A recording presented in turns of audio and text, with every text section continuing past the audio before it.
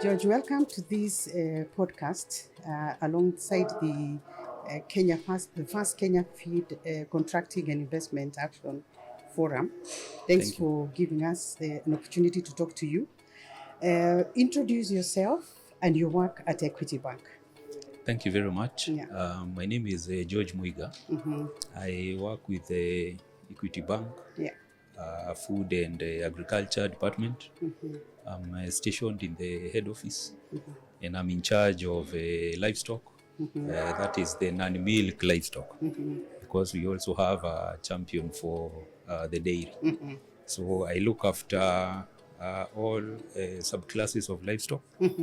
I look at beef cattle.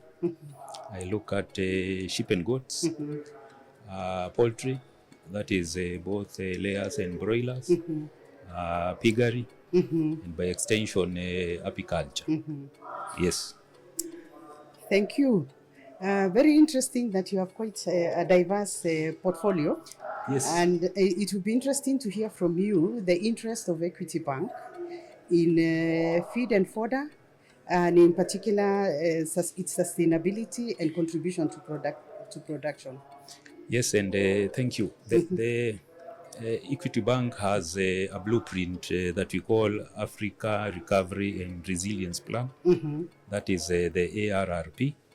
That is the roadmap of the bank for the next few years. And within the ARRP, we have anchored food and agriculture. And the roadmap should ensure that we have 30% of the entire equity group business to agriculture.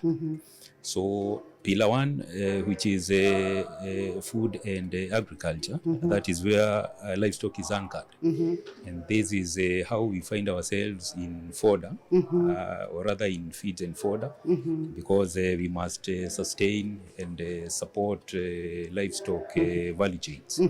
So the larger conversation is predicated on the fact that we already have a Marshall Plan that guides the bank into growth of livestock investments.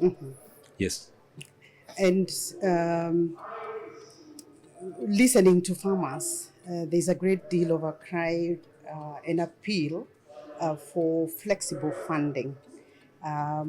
And considering that most financial institutions have found it difficulty to attend, especially to the seasonality of production. Please share with us what Equity Bank's stand is on this and their approach in order to address the needs of the farmers. Well, the bank has a wide spectrum of solutions that actually address the challenges that emanate from livestock production. Yeah. And when we look at it, we don't look at it in isolation. We are looking at it from a 360-degree approach. That is right from the inputs all the way to husbandry, following it up with either on-farm processing or transporting until it gets to until fodder gets to the rightful user.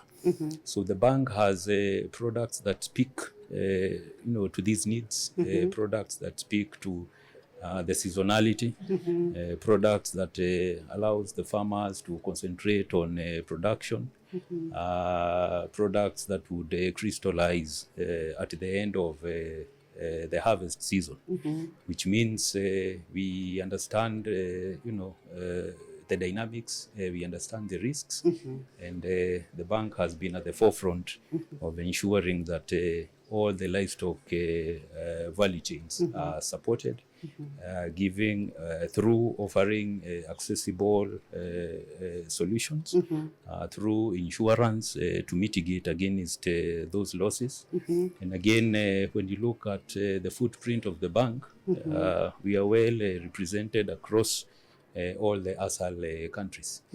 So to blend it up, we have Equity Group Foundation support across those branches, and their work is majorly to train the farmer, and then once the farmer is capacitated, then the farmer can be moved now to the commercial side and get supported with either the inputs or the needs they may have across the value chain. So we are talking of farmers, we are talking of aggregators, we are talking of traders. So we have a wide array of solutions that support fodder production. Yeah. Yes. So, from your experience, because the initiative aims to have sustainable feed, what are those things that financial institutions should be able to look at in order to address this challenge? Well, firstly is to be cognizant that there's a lot of dynamism when it comes to livestock production.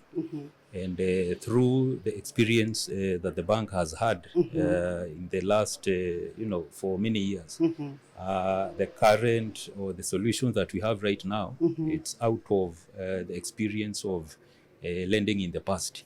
So the products or the solutions that are in the market are products that have already been tested. They are sustainable products. They are products that have sustained a portfolio that is anchoring the larger livestock value chain. Yes. So, as I said from the beginning, is that the bank looks at it in a holistic way.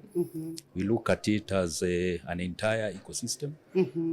We interact with, or rather, we register all the players, the value chain actors across the entire value chain. We understand their dependencies and interdependencies, so that the curated solution speaks to the needs of these farmers. And we know that at the end of it, we are also driving feed and fodder security. So it has to be sustainable. Thank you very much, and it's very interesting that you share the path that Equity Bank has taken by being quite integrated in the agriculture sector. There is a new initiative, the Kenya Feed Fodder Alliance, and part of its initiative is to continue this conversation.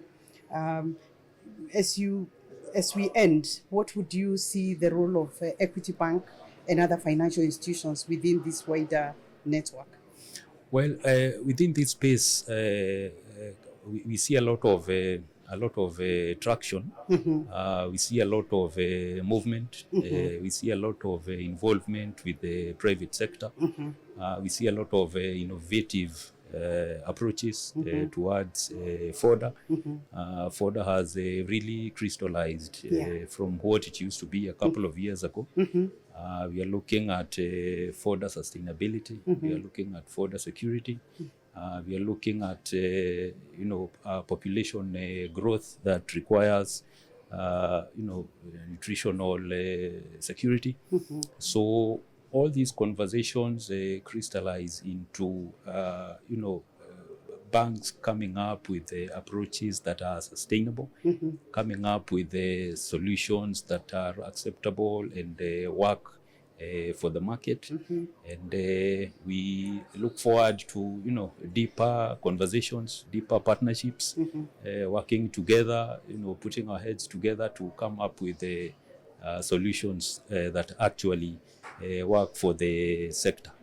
And we are very happy for the journey that KEFFA has had. Yes. We've been in the conversations, sitting in the secretariat and all that. And we are very happy for having this third annual conference on fodder. Thank you very much, George, for being supportive of this initiative and for also reiterating the bank's commitment. And we wish you all the best in your activities.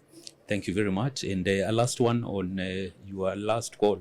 The expectation of the bank is after this fodder contracting is that we shall onboard more players in the contracting space, that we would want to understand fodder, the fodder banks, the fodder security. Yes. And we have an expectation that we would want to expand this portfolio. Yeah.